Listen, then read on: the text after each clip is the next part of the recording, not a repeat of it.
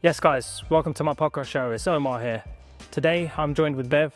Bev, thank you for joining me today. Thanks for having me. Bev's involved in the mental side of things with the mindset, I'm looking forward to diving into this one. Bev, how you doing? First of all? I'm good, thanks. Thanks for having me. No, you're very welcome. Thank you for coming down. So just tell me, Bev, or tell us, what do you do? And tell us how it goes for you. So I'm a mind shift and resilience mentor, and basically what that means is I help people with any small mindset shifts that they might need, whether it's personal, professional. I work a lot with golfers as well, so it can get on their golf mindset. So as we met through golf, you'll understand. Yeah, absolutely. We never met through golf there, so. We do all need a little bit of positive mindset for the golf. So yeah, a little bit of mix of all of those. Okay, nice. So tell me, what made you get into, now, as we already know, in today's world, the mental side, the mind, it's a huge factor for everyone, in a good way and in a bad way. Now, there are so many factors which we will touch on in this video, but there are so many factors which can give negative and positive impacts on people's lives. What was it that drew you into this, and what did you do before you got into all of this space? So I actually had quite a lot of problems myself with, not with my mindset, but with my health and physical and mental health. And it was all caused by stress. Previous employer issues, not so much the job itself, but I was put in a very difficult situation with finances, and I was actually the single signatory on the bank account, and I was on the trade license as a favour. And people would say, well, why would you do that? That's so risky. But to be honest, I'd worked for them for a very long time. And also my previous boss had been in the same position. So he had been on the license and everything was fine until the owner passed away. So fast forward, because that's a long story. But I basically started having a lot of things happening to my body. Like I had tinnitus in my right ear. I had dizzy spells. I was even suffering from anxiety. And I've never suffered from anxiety in my life.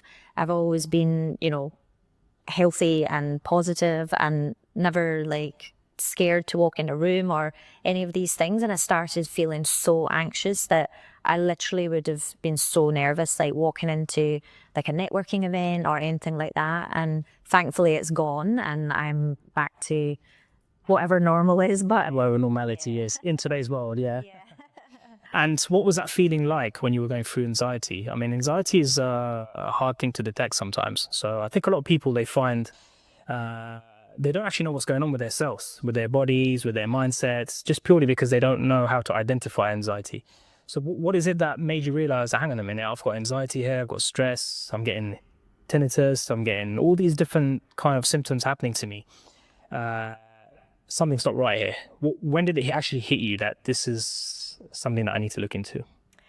I was really struggling, to be honest. So I was going to the doctor quite often because I really wanted to get to the bottom of what was going on. I didn't feel well at all. It was a combination of all of those. And it was just eventually, I had so many tests done. I was going for MRIs. I was having I don't even know what the tests are called, but water thrown down your ears, eye tests, literally getting checked from top to toe. And thanks to my doctor, she was amazing. But eventually she did ask if I was under any form of stress, and I just burst out crying and I couldn't stop crying. And that's when I thought, okay, I really need to change something here. I can't carry on like this. Yeah. And that's when I made the decision to resign from my job. Yeah. Right, and you said you went to see someone. Is this someone that was helping you get through this time, or is it someone that you went to for understanding how to overcome the situation? And no, she was just a regular doctor, to be honest. just a regular doctor. And I had to see a neurologist as well because I was having shooting pains in my head and stuff. So no, I never saw anyone as far as a therapist or anything's concerned. I got it through it with my own mindset, to be honest. I did at one point really struggle, and I asked my doctor to give me something to calm me down.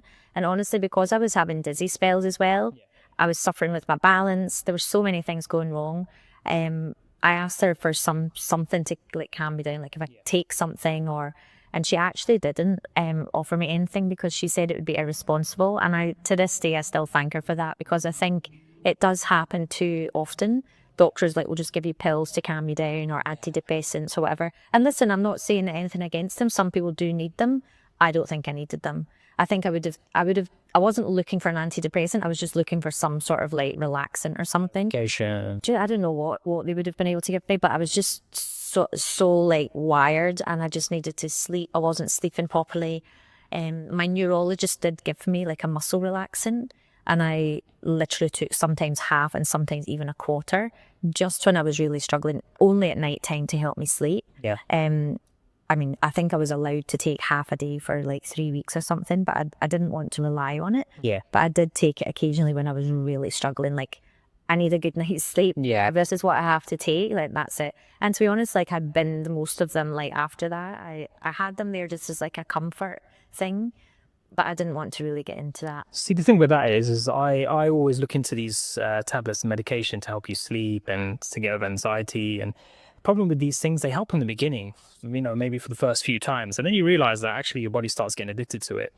That's the dangers of it all. And would you say that this is something that people or doctors should look into more? For example, in the UK, when I used to be in the UK, when we used to go to a doctor for something like this, like you said, they prescribe you with something, or you know, take antidepressants for a while. But it does, to me, it doesn't actually solve the result to the end. I mean, you come to a certain situation where, okay, we're good for about a week or two taking these antidepressants, but it hasn't actually solved the situation. I don't think it overcomes the issues that you have going on in your mind. I think it's a very, it's not a permanent fix. It's a very short-term fix. Yeah. So would you say it's something that needs to be introduced in today's medical systems? Because I think it's very important. Yeah, it is important. And I think a lot of these things, they're just masking the problem. Yeah. You know, it might make you feel okay for a while, but, you know, it hasn't really got to the root cause. So I do think the medical, like, there should be a lot more holistic view. I know that doesn't come naturally to a lot of doctors, but I think there are some really fantastic doctors out there who are medical doctors who are willing to have a combination of holistic health. Yeah. Because honestly, like, I started taking melatonin at that time instead of these like strong like muscle relaxers, because I thought, okay, it does help. Like, when I was really desperate, I mean, I'm saying I just really needed one night sleep just to make me feel so different. Like, the next day I would wake up and like my head would feel clear. Like, I just felt so much better just having a good night's sleep. But I actually started taking melatonin instead. Not daily. I was never relying on anything, but it just made me, it didn't make me fall asleep or anything. It just made me kind of not overthink so much, just kind of relax me. Never like let me actually just like fall asleep straight away, but Just relaxes but it was enough, you know, and it's natural. And also we have melatonin naturally in our body anyway. So that actually was a really good option for sure. I see all the time that, well, especially now, if you look at the statistics as well, you know, anxiety and burnouts in people, suicidal rates, and things like this, they're at the all-time highs right now. What is your perspective on why that may be? Is it to do with the outside world? Is it what the world is projecting on people now? Is it type of pressures that people are feeling? Why is suicidal rate so high, and why is anxiety hitting the roof right now? You know, it's very uncontrollable. For me, sitting on this side of the fence, looking over to the world and seeing how people are struggling, I think it's a huge problem now. I think it's a huge problem, which is, I think, 50% being overlooked, just purely because of the distractions of social media, for example, the news, what's going on in the world with the wars. People are so distracted with these things that actually they're not focused on the main thing, which is the mindset, which is causing, you know, suicidals, you know, anything like that. Suicide is a huge thing, right? Yeah. People are just killing themselves. What can we do better in the world to fix that? What would you say? I honestly, going back to the first point, I honestly think COVID time changed a lot of things. The pandemic, I think, I mean, even myself, that was kind of like, I was coming out of the situation, so I was getting like better, but like, I live alone and I'm happy on my own, but like, I struggled because I wasn't allowed out, you know? Yeah. It was like, you know, you need social interaction. You need it. It's so important. And, you know, they're saying like things like sitting now and sitting alone or sitting like too often and also not having social interaction is as dangerous as smoking. Like, it's really, really serious, So I honestly think a lot of people had that situation where they were really struggling. And again, you forget, like, it's been maybe 6 months since you've really connected with someone, like, and that's why golf for me was like a massive game changer, because as soon as we were allowed to go back out on the golf course, albeit we used to have these like plastic sheets in the middle of the two players,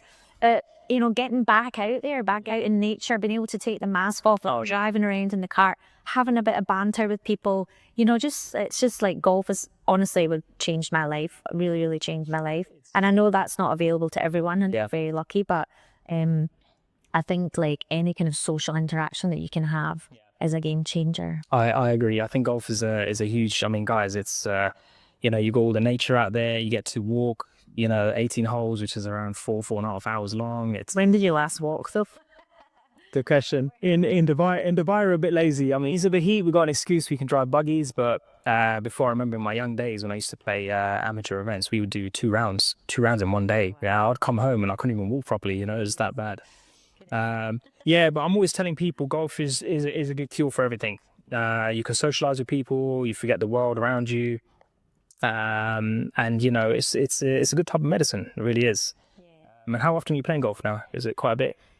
Try to play 3 times a week. Like 2 of those are just 9 holes after work as such. I mean, obviously I've got flexible hours, but I play with one of my friends who has like set hours and stuff. So we joined at the same time. So I still carried on doing the 9 holes after work. 9 holes, yeah, twice a week. And then I'll do one full round at the weekend. But I also play with clients as well. So minimum 3 times on a personal level, but sometimes a few times a week extra. Absolutely, it's good. I mean, I was involved in the sports world for quite many years, and I played golf at a professional level. And honestly speaking, that's when I learned about the mindset a lot more than anything else. Yes, now I don't play it at the professional level that I used to, but it taught me a lot. Taught me a hell of a lot. When you're traveling around the world, handling pressures, handling different type of events, also being around certain instructors as well. So I used to work with, I remember going to a college when I first came back from Portugal. And this college was like a golf college sort of thing. And they send you to the States. Basically, you study to go to the States. Okay. And there we had a very interesting guy called Pete Cohen. So yeah, maybe one day he'll listen to this podcast. And, so big up to Pete Cohen. Very, very nice guy. Very nice guy, but a very powerful mindset on him. And he used to always just tell us that, look, guys, you got to stay within, stay present, stop worrying about the past, the future. And he was so powerful. He even had a book, which I think was used in schools. So just about the mindset, psychology, and all these things. I remember one day I walked into the college, and I see Pete Cohen there, and he's like, he never turns up this early, and he was there like early. And I said, Pete, what are you doing here so early? Like normally you're never here. He goes, oh, I had to sleep here tonight. So really, and just he was just normal about it, and I thought we're fine. And I said, oh, okay, is everything okay? And he goes, no, my house burned down. So your house burned down. Wow. And I said, if everything is okay, are you guys okay? Is your family okay? He goes, yeah, it's normal. He goes, look, I'm okay. I'm breathing. I'm fine. I'm like, how are you so calm about this? Like, my house burnt down today. I'll be crying. I'll be climbing the wall. Guys, what should I do? I don't know. Is insurance going to cover?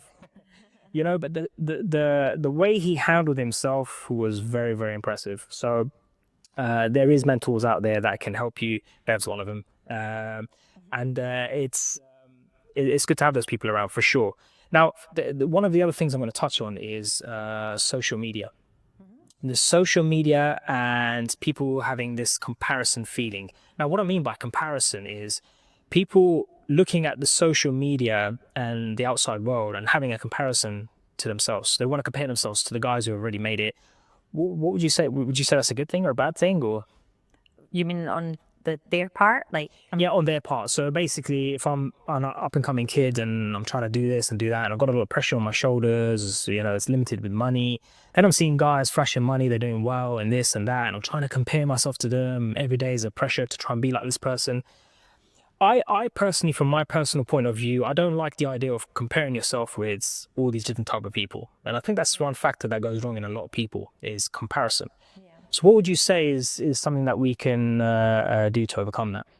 I think, to be honest, if you see someone that's doing really well, I mean, it hasn't generally happened overnight. And I do believe that anything is possible if you set your mind to it. Like, you can achieve anything you want.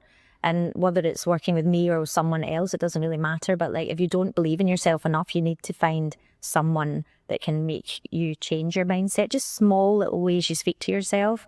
Because I honestly believe you can achieve anything you want. If you put your mind to it, you obviously have to have proper like strategy and goals and stuff like that. You need to be held accountable, and that's where I think mentors can help. The accountability is a huge factor. But I think seeing someone online, like, you also have to know a lot of things behind the scenes that you don't know as well. So people might portray that they've got more than they have when they're actually maybe struggling. So don't believe everything you see on there either. I'm not saying that happens all the time, but it can happen. People are selling a dream for something that's not a reality. And they're maybe not happy, you know, there's maybe other struggles behind the scenes that they've got an image to keep up, and, you know, they're still showing themselves as something that they're not. And I just think, like, don't try not to read into it too much if you can, like, because you never know what's going on behind the scenes in someone's life. And also, if they are genuinely successful and they're out there, then they've worked hard for it, and you can work hard for it too. Yeah, I agree. Does money buy happiness? That's a really tricky one, isn't it? Like, I mean, it definitely, listen, like, if you have a little bit of extra money, then obviously you can do different things, but I don't think it standalone buys you happiness. No, I don't. No, for sure not. No. No.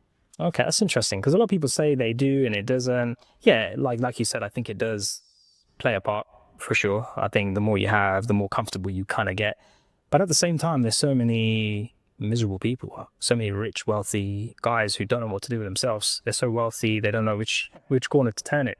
So yeah, I get it. When I was younger, I used to think money was the answer to everything. You know, the more money you got, you know, you're laughing all the way to the bank. You know, you can do anything you want, you can buy happiness. But actually, it doesn't work like that. And that's when I started to realize that actually the mindset is a lot more powerful than anything in the world, in the universe. You know, from money to cars to fame to all these things. So mindset is a huge factor.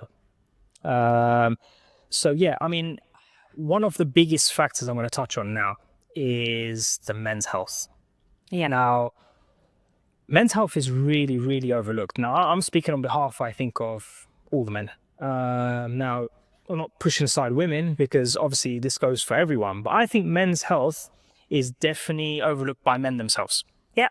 Why I say that is because I think men have this, you know, they perceive this thing where they have powerful characters, where men, we shouldn't cry, we shouldn't let out our feelings, you know, especially in front of our wives, our girlfriends.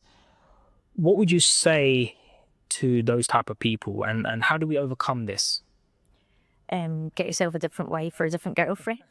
I'm only joking. That's the easiest answer. No, seriously, like, you should. And I know it's stigma and it's been for generations and generations, and sometimes it is cultural, I completely understand. But, you know, why should you not be allowed to show your feelings? Like, as a woman, like, we speak openly about stuff all the time. We cry together, we laugh together. I mean, I am a crier. People know I'm a crier. Like, I have no shame in crying. Like, why should I? Because actually it's actually healthier to be able to let it go. And if you've got someone you can sit and trust, that you can feel comfortable just like blurting yourself out for a few minutes, and it makes you feel so much better. Like, you know, hiding it and stacking it, and that's the problem. And with men, obviously, if they are feeling like that and they haven't got a break in between leaving a high-powered job from the office, going straight home, they haven't been able to free their emotions at all, and then it builds up and builds up and builds up, and then, you know, sometimes, you know, that is why suicide rates are so high, because they just can't take it anymore and they don't know what else to do, and they've got themselves in such a deep, like, hole that they don't know how to get back out without, you know, maybe feeling shame or feeling embarrassed or something.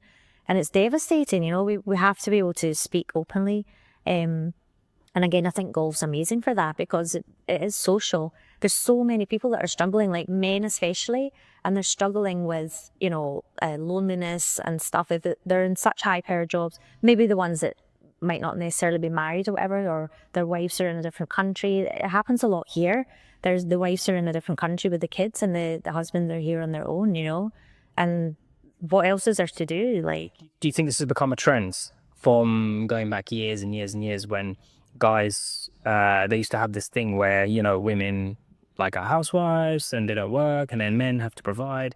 Do you think this whole trend has carried on until today's world? Because to be honest with you, the times are changing. Women are becoming so much more independent. So big up to all the women, because honestly, like they're so independent. Since I've been here in Dubai, like you see, women are powerful, very very powerful. They're able to hold themselves.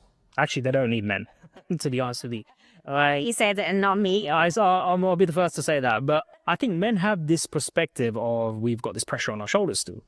Now, I don't think it's a bad thing to let it out. I've also suffered from serious depression before, to a point where, I was just like, I've had enough, I'm done with this. And, there was bad times, bad times, you're literally on the floor and you don't know how to overcome this. That's when family support comes in handy. That's when all these different types of support come in handy. Now, I do think that men's health is definitely overlooked for sure. We had a legend, Ricky Hatton, the famous boxer, world champion. He died recently. And if you look back at his interviews and the way he was handling things, he was suffering from many years with depression. So someone who is perceived as a world champion, tough guy, why should he cry? Why should he this? Why should he that? At the end of the day, we're humans, right? Yeah, absolutely. So we're humans, and I think it's important to express that and let it out, let your feelings out. You'll feel better. And when you're speaking to someone else, and like Bev said, when you've got golf involved as well, and sports and different types of things, it's only going to help you. It's only going to help you through it. Sure. There's a lot of bad periods going on right now. Yeah.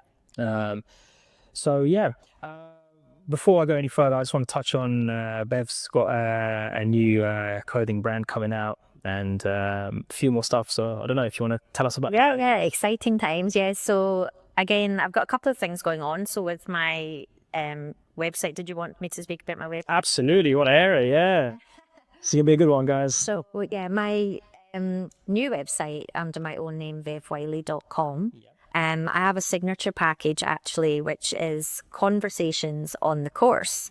So I'm taking clients out for 9 holes of golf on the Faldo and basically using that time as my mentorship time. And then we go into the clubhouse and have a tea or coffee or whatever you fancy. And then just like go over everything that's been discussed. And, I can give you tools to take away with you. I can give you some advice, whatever it is. Everyone's individual. So for me, I don't plan anything in advance. It's like this. It's like just see what comes up. And, because that's the thing. Like when I'm in a golf cart with someone that I don't know and they'll say to me, so what is it you do, Bev? And then how did you get into the wellness space? And I start sharing some of my journey, and then they literally start telling me all of their stuff. Like they're suffering from anxiety, they've got a narcissistic boss, or, drama. And there's constant stuff going on out there. And I honestly, the guys open up so freely to me. And I think and without it sounded like I'm blowing my own trumpet, like I'm easy to talk to, I'm non-judgmental, I understand what's going on, I've been there myself. And I think, that's it. I'm just easy to talk to and easy to go on with. And so they do just tend to open up. And I just thought they wouldn't come and have a session with me. They wouldn't want to book a Zoom call or have a sit in the couch or, like that, because that feels too like I'm struggling or I've got a problem. Having it in the golf cart is literally unique. There's nobody in the region doing it. So I am actually going to be doing a lot more PR coming up. So thank you for the opportunity to let me share it on here, because it is part of my PR being on some podcasts. So amazing. Yeah, so I'm really excited about that. Now the weather's cooling, I'm starting to get some inquiries. I've literally just launched it in September. That's amazing, guys. So I'm excited for that. And yeah, the golf clothing is actually, again, I started playing golf around 5 years ago and found it really difficult to find decent female clothes that fit well, that look good, that aren't polyester. There's a lot of polyester out there. So I met someone through a retreat that I was actually part of. I do host international retreats, but not like yoga retreats, more like executive style, because I do a lot of like workshops on mindset and mind shift resilience, lots of different things, but also there's a wellness aspect too. But I am also going to integrate golf and wellness together. So I'm going to be hosting one next year in Scotland. Oh, amazing. I'll let you know about. Wow, yes. Haven't set the date yet, but we'll, So then I realised when I met this lady at the retreat, there's actually someone out there that can help you set up a brand, clothing brand from scratch that already has the manufacturers, that already knows the material suppliers, that already has a team of marketing strategists, already has like the branding people and like even the finances, like the whole shebang. So I've been working with them for almost a year, building the whole brand from scratch with all of those parts involved. So I'm looking for an angel investor now. I've invested quite a lot of my own funds, so I'm looking for an angel investor, which basically will push us into production. Absolutely. Sounds Really exciting. It sounds very exciting. I mean, the golf clothing and clothing generally. And it's for men as well, by the way. That I'm inclusive, so women and men, and we're launching with 20 items to start with. Amazing. We will definitely be expanding and going global as well. So I'm going to be the first customer for the men's side, not for the girls, of course. I won't be wearing skirts, but yeah, I'll be the for the men's side for sure. So I'm looking forward to it, and I'm sure these guys are too. What is the pressures that were involved in starting these type of businesses? Now, I think it's quite interesting because Bev's involved in starting businesses and doing businesses herself, and then in the mental side of things as well. So she's covering all aspects. So it'd be really interesting to sit down with Bev and actually hear it from herself. You know, because when you are involved in starting businesses, it's not easy at all. I've done numerous myself. I've failed in numerous myself. So I understand the pressures of what it's like to start something, put money in, then it fails.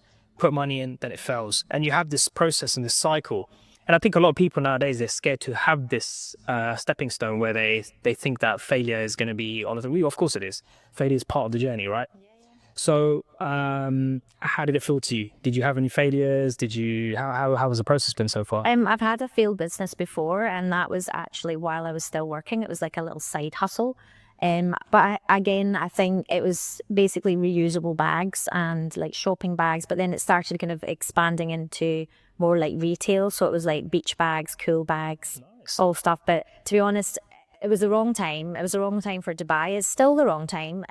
They don't, no, we still have plastic bags. It's ridiculous. Yeah. So yeah, and I did do a lot of like customized orders for hotels and stuff. So they all went really well.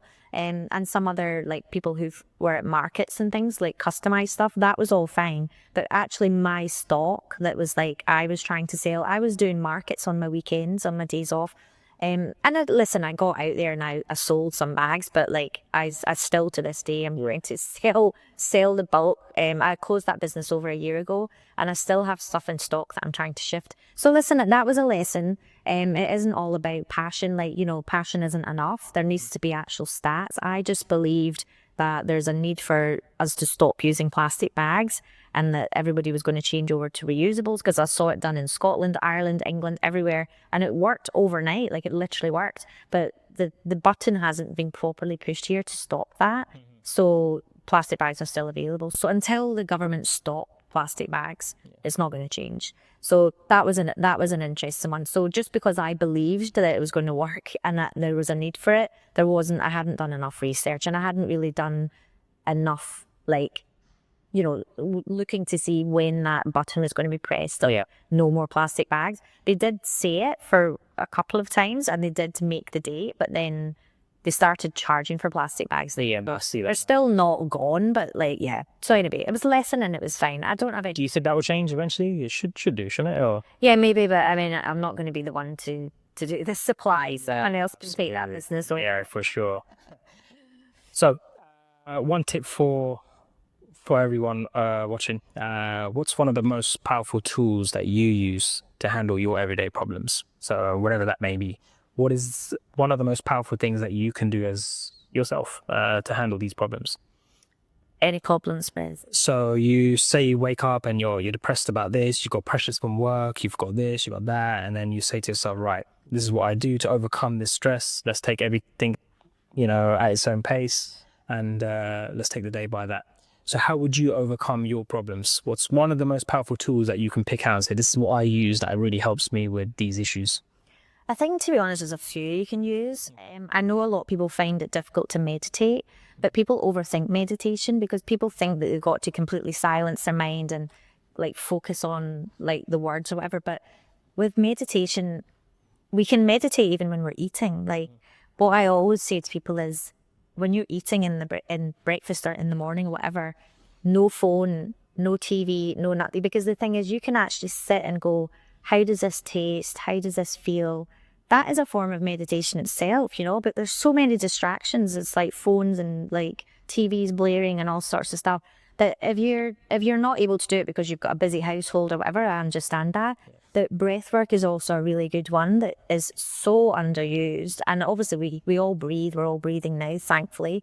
But you can just make small changes with using your belly breath. So when you inhale, you push your belly out, and when you exhale, you push your belly back in. So that's expelling the air. And while you're doing that and focusing on that, you can't think of anything else.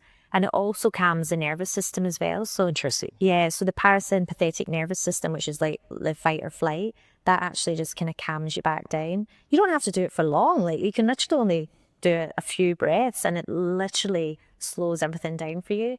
And again, it's mindset. You've got to have, whether it's like things written down. I mean, I don't journal, but a lot of people find it useful. Like they write things down. I do write things down that I want to happen, but I don't do it like on a daily journal basis like a lot of people do.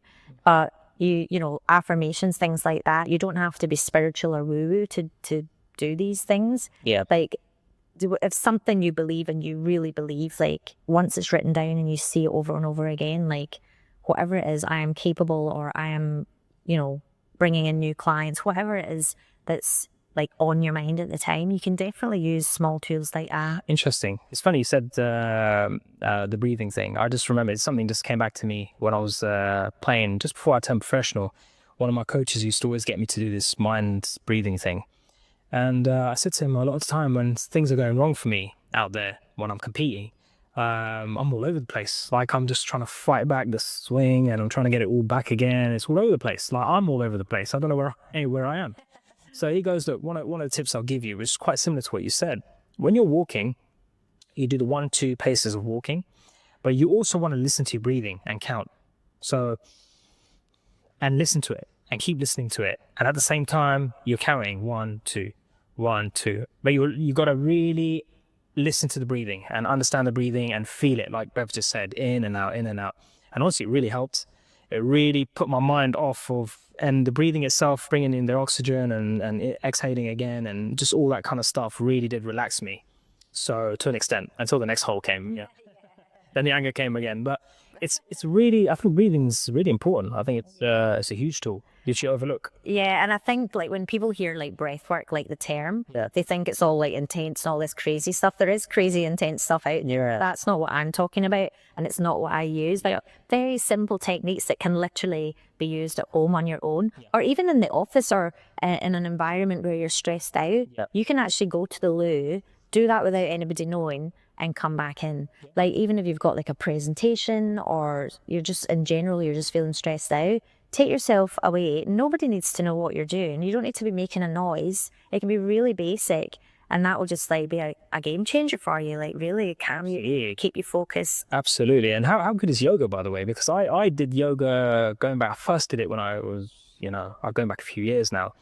And I remember one of my friends wanted to do it, and I said, I'm not doing yoga. That's for women. I'm not doing that. It was sit there stretching, and actually it was one of the best decisions I made. I did Bikram yoga. That was the first one. That's Bikram's so good, but it's intense because it's in a hot room. yeah. But since then, I really, really love yoga. I mean, I don't do it as much now. In fact, I haven't done it for ages, but I'd love to get back into it, especially here in Dubai.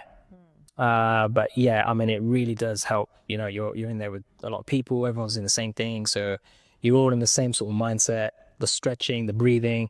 That's huge. It's very good for golf as well. You really know that. Yeah, absolutely. Bikram especially, because when it's in a hollow room, you get flexibility out of it. And really good, yeah. And all sorts. And it's preventing injuries as well. So like, your tendons, your muscles. It's really, really good, yeah. Though I did my yoga teacher training, did you know that? Yeah, I did it after I left the corporate world because I was just a mess. And I did it really just for myself, like to sort my health out, like my mind, my body, just calm myself down and just kind of recenter things. Yeah. I don't teach it. Like I do have a couple of one-on-one client, like golfers, but like I did it for me, like to get my health back on track. But yeah, it's. So do you use that as a service that you provide to people? I mean, I don't like push it out there, but I do have some one-on-one clients that I work with that like having a session, like 1 or 2 sessions a week. But it's not a lot. There's only a few of them, but Wow, I'm gonna have to try that one day. But I'm open to it, yeah. I'm open Yeah. to more clients. It just depends if there's enough time. But generally, if I've got someone working with me, that maybe 4 to 6 like sessions. So I don't sell like, you work with me for a year or something ridiculous. Like I do minimum 4 sessions, other than the one-on-one conversations in the course. Obviously, that can be a one-off. The minimum package is 4 and the maximum is 8. I don't believe that anybody needs to work any longer with anyone. Like I believe that I can make a difference quicker than that. So if someone says to me like, okay, I only need to see you like 2-3 times, but I wouldn't mind using like one of the sessions, maybe a little bit of yoga, like it's fine. Like I can customize the package to the person. Like it's not. That's pretty cool. Wow, almost service for you guys there. So that's an interesting one for sure. How have you found being in Dubai so far since you moved to Dubai? Has it benefited you in many different ways? And you said you're from Scotland, right? Yeah. So in comparison from leaving Scotland to coming here, has it been a big positive for yourself or in Yeah, Dave, I've been here a long time. Been here 17 years. Oh wow. Came out in 2008. Wow, long time. Yeah. I mean, yeah, it's a very special place. It's not for everyone. Not everyone loves it. They say it's like Marmite, right? You love it or you hate it. Oh yeah. I mean, it's becoming very popular now. There's so many people here now. I think it's like over 4 million. It's crazy. It was only 1.6 or something when I arrived, I think. Right, crazy. So you've seen the development. In 17 years, I mean, it's developed crazy. Some is developing now, but I mean, Yeah, for 17 years, you must have seen from what it was then to now. Yeah, I mean, don't get me wrong. I spent a lot of that in working for the family that I worked for. So I was employed for 13 years or something, I think. So I had a nice like life, and it was very easygoing. I worked hard, but I didn't, have struggles or anything. Yeah. It's obviously different now because I'm self-employed. I mean, I don't stress about. People say, "Oh, are you stressed? Like, do you feel difficult? Like, do you think it's difficult running your own business?" But to be honest, because I ran their business for them, I don't really feel any different. People always go, "Oh, how did you find working for yourself?" I don't feel any different because I was living and breathing that job. Like it was like my own. And I've no regrets. It's all good. It's all in the past. But I think Dubai, like to answer your question, is like there's so many opportunities here, and you can go and make your own opportunities as well. Like I agree. it's not like you're just handed them on a plate. You have to work. Definitely, you have to work. But yeah, I think it's an amazing place. You can grow so much, and there's a lot of like-minded people like you. Like we're all out there just believing in ourselves and working as hard as we can and trying to achieve like great things. So I agree. I think since I've been there just over 2 years now, and huge difference. Like I think UK or London, from where I'm from, is probably the same sort of concept as Scotland and sort of thought process that goes on in these countries. And I think it's very, when you compare the two, you can kind of see it's two different worlds. Here, it's very, I'm not saying UK and Scotland, but it's like they're not driven. They are, but it's driven to an extent. I think there's a lot more stress going on in these countries. The weather factor is huge. I think you agree here. I think the weather plays a big part in people's everyday life as well. I think that happens. It used to play a factor for me as well. I used to wake up sometime and it's just always raining and it's just miserable. Yeah, that's true. I mean, I guess like I do open my curtains in the morning, and I do say to myself every day, I'm so grateful to be here. Yeah, it's amazing, isn't it? Like gratitude definitely helps. It really does. Like, I mean, it's proven, like the more grateful you are, the more things that come to you. Like, it's really important to say these things. Absolutely. And believe them, not just say them. Yeah, of course. And talking about being grateful, which you're right. But what's going on in the world right now with the wars and things like that. Isn't it sad? It's sad what's going on, and we are grateful in terms of being where we are, and just anywhere that's not in a war zone right now. To live in a safe place, like I do say that to myself, like, and that's another thing when you were saying like, how do you kind of get your mindset right or whatever? Like when you wake up in the morning and you don't feel great or you're feeling depressed or anything, just think how lucky you are to wake up. You've woken up, you're healthy, you're alive. And I do it a lot because I learned like the hard way with my health before. Like I will never take my health for granted again. Never. And that's the biggest lesson that I had. And I will like be grateful. Like I wake up and I'm like, some days I do struggle, and I'm like, I am alive. I have my lovely apartment. I'm safe. I have I have runny water. I have food in my fridge.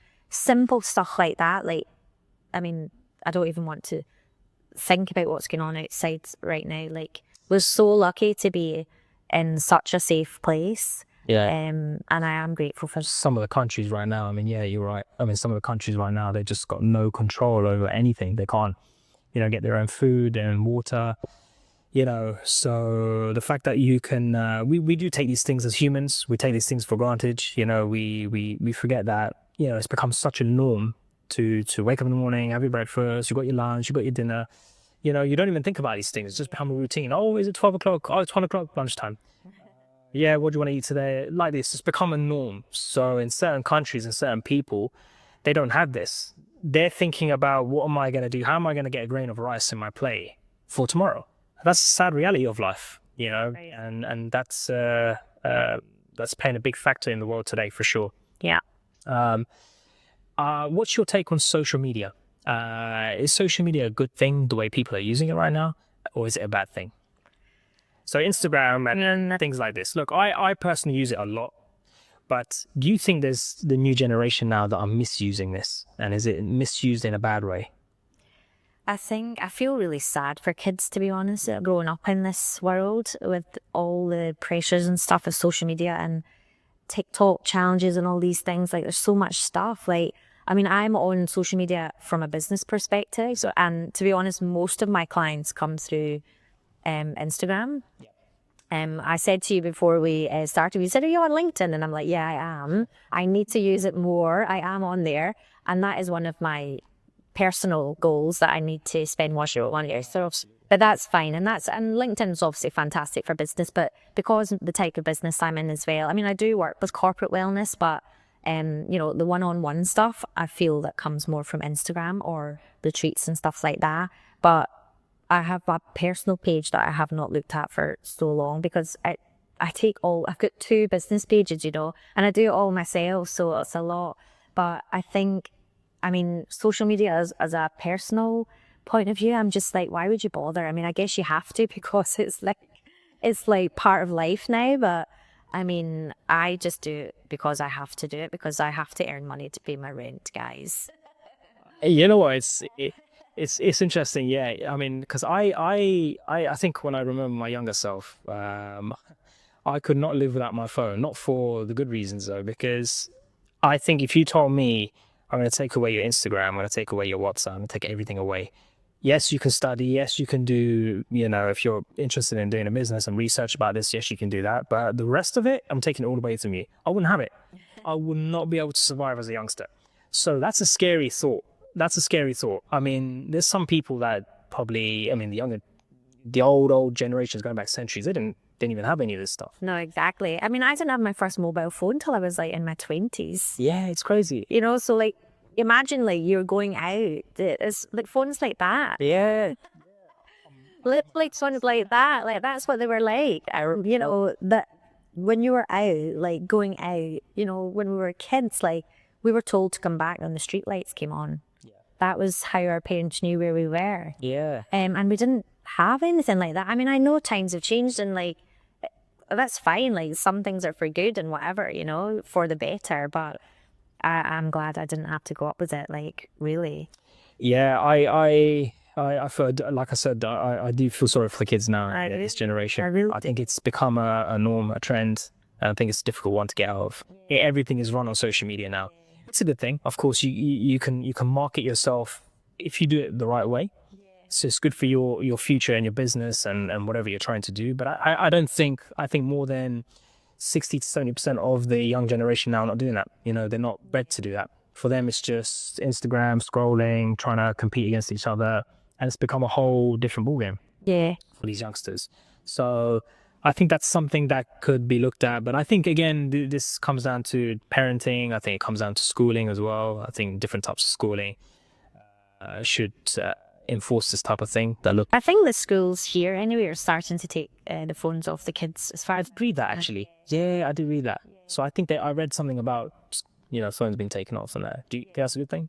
Yeah, no, definitely. I mean, how can you concentrate when you've got that distraction? I totally agree with that. And even thinking back at when I was a child, if I had one, I would definitely agree with it. Like, I do think it's a good thing. Yeah, There are plenty of hours in the day to have screen time later. I'm not like, yeah, I remember I used to sneak into my school bag every now and then when teacher's not watching, just looking over there. Yeah, she's not watching. Sneak in, see who's texting me, go on Instagram. Terrible. oh, really? Terrible habit. See, I didn't have a phone. I'm obviously older than you. Yeah, terrible habits.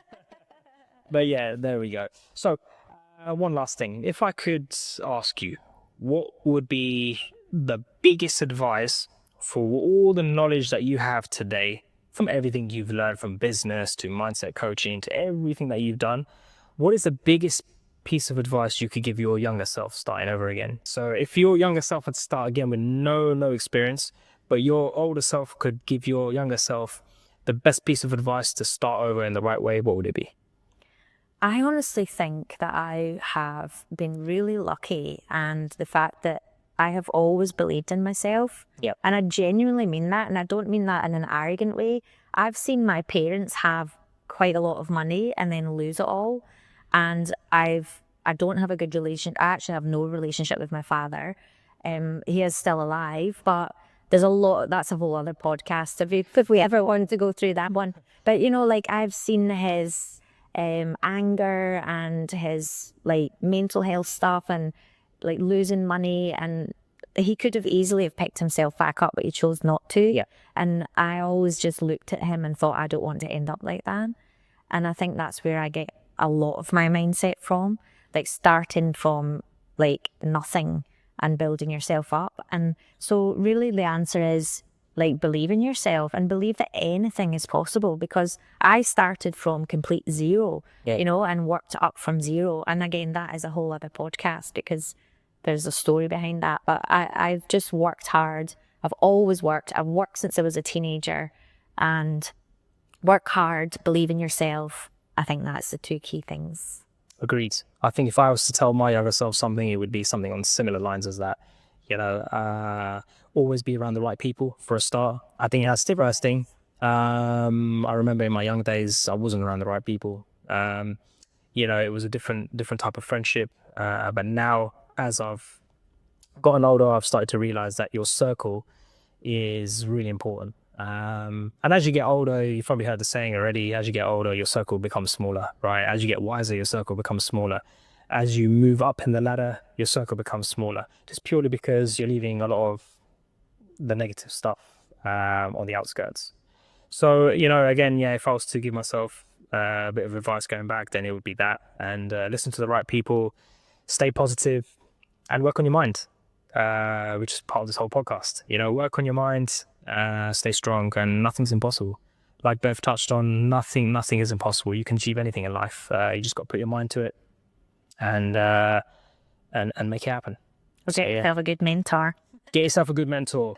So again, this is a lady for you, for sure. Bev, it's been an absolute pleasure having you here. Thank you so much. Guys, don't forget to hit our golf clothing store up. And if you need any advice on the mentorship, hit Bev up.